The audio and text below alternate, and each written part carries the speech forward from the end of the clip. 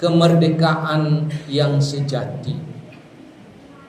Bapak, saudara-saudara jamaah Jumat rahimakumullah, kemerdekaan yang sejati itu bukanlah kebebasan berbuat sesuka hati, tapi adalah melepaskan diri dari segala bentuk perbudakan selain Allah.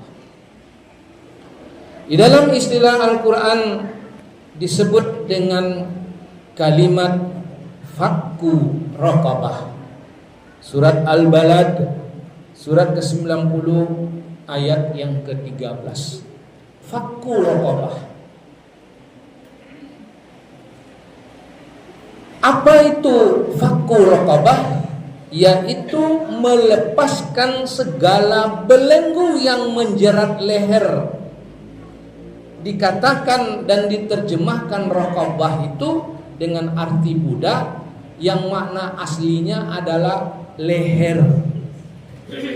Jadi merdeka itu adalah membebaskan diri atau bebas diri dari segala hal yang menjerat leher, artinya yang menganiaya diri. Kebebasan itu sesungguhnya tidak ada. Andaikan kita tidak mau memerdekakan diri untuk menjadi budak Allah, maka pasti kita menjadi budak selain Allah. Merdeka yang sesungguhnya adalah memurnikan diri hanya menjadi budak Allah dan melepaskan diri segala perbudakan selain Allah. Di antaranya adalah budak nafsu.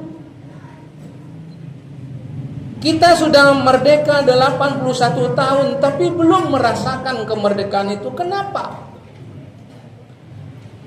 Karena kita sebagai anak bangsa termasuk penguasa belum memerdekakan diri dari budak selain Allah.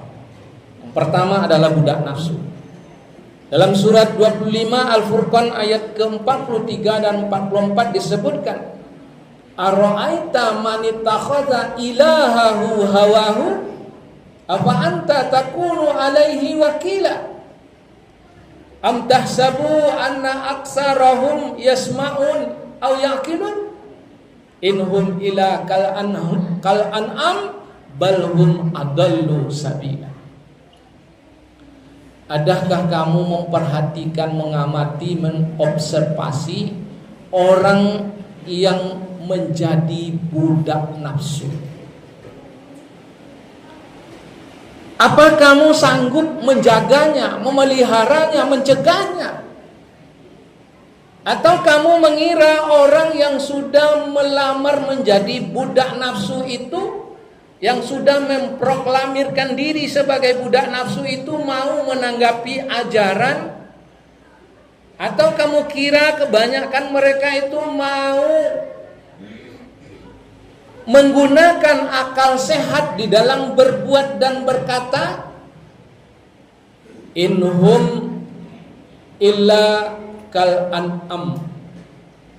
Mereka tidak lain hanyalah berkarakter seperti binatang.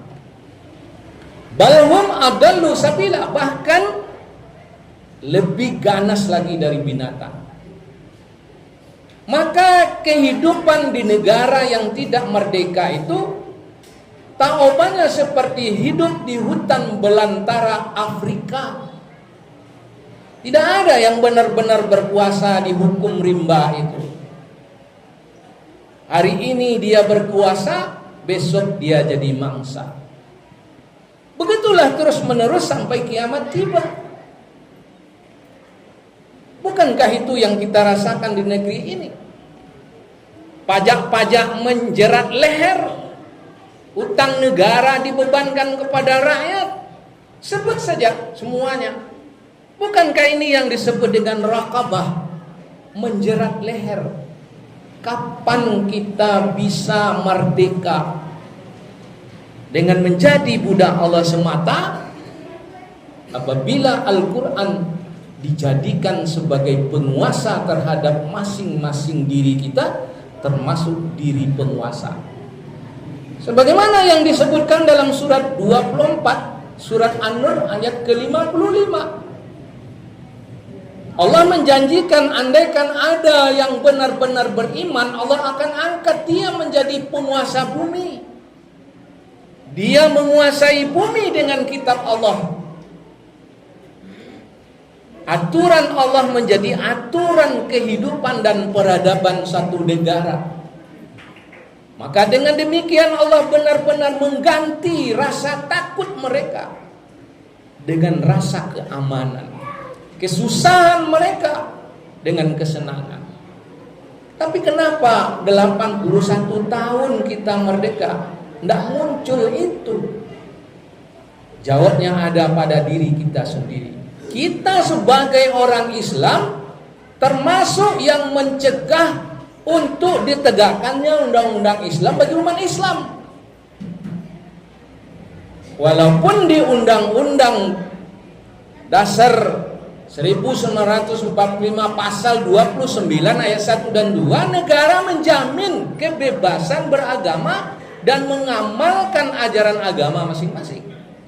Tapi umat Islam sendiri tidak mau. Hasilnya apa? Kita lihat. Sudah lebih dari 13 orang dia membunuh orang, cuman hukumannya penjara 15 tahun. Andaikan anak hakim itu yang dibunuh, apakah dia memandang hukum penjara itu hukum yang adil? Kalau dia jujur menjawab, pasti tidak. Sebagian besar mereka mengatakan pembunuh dibunuh itu hukum yang anti pri kemanusiaan, hukuman yang kejam. Kenapa mereka tidak menyuarakan orang membunuh tidak kejam? Kenapa pembunuh dibunuh kok jadi kejam? Bagaimana cara berpikirnya bangsa ini? Anehnya umat Islam termasuk yang mencegah itu di negeri ini dengan berbagai macam alasan. Ya kita kemukakan saja nanti alasan itu di hadapan Allah. Kalau kita tidak mau jadi budak Allah, pasti jadi budak nafsu, dan yang kedua jadi budak setan. Dalam surat Yasin surat ke-36 ayat 68 dan 69 dikatakan, "Alla ta'budus syaitan innahu lakum aduwwum mubin." Jangan kalian menjadi budak setan, karena setan itu adalah musuh kalian. Wa ani'buduni hadza siratun mustaqim. Hadza siratun mustaqim. Tapi jadilah budakku saja. Itulah jalan kehidupan yang lurus, tangguh, menjamin kepastian peradaban aman, damai dan sejahtera. Muslimin jamaah Jumat rahimakumullah. Apa janji Allah bagi orang yang mau memerdekakan diri dari budak nafsu dan budak setan?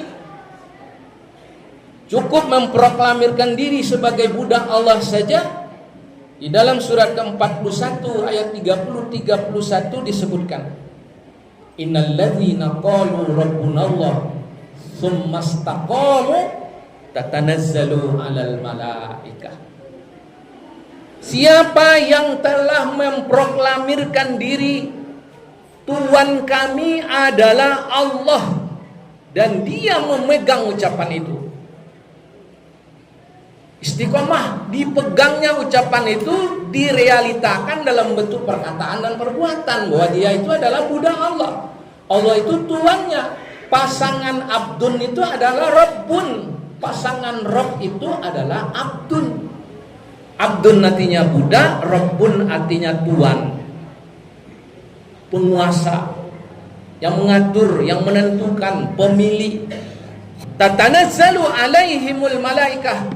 Allah turunkan malaikat sebagai penjaganya, dan malaikat itu akan berkata kepada qalbunya, "Alla takhafu wa la tahzanu, nahnu awliyaukum fil hayati dunya wa fil akhirah."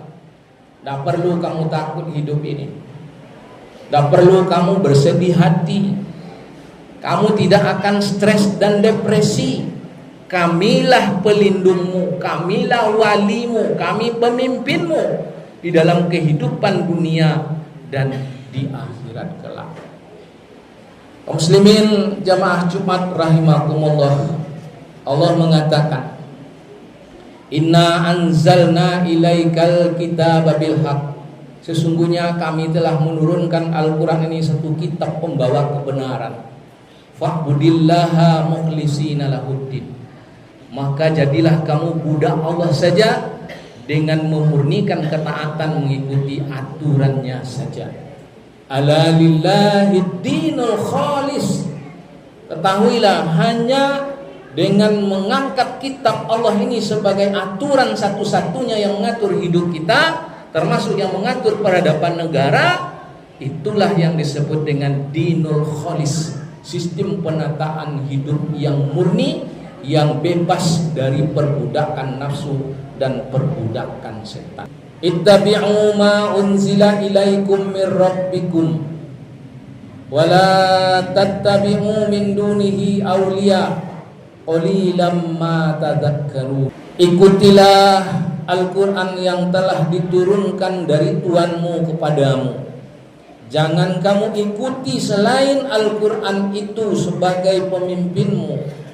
Namun sedikit sekali di antara kamu yang mengakui bertuhan kepada Allah yang mau mengamalkan pelajaran ini.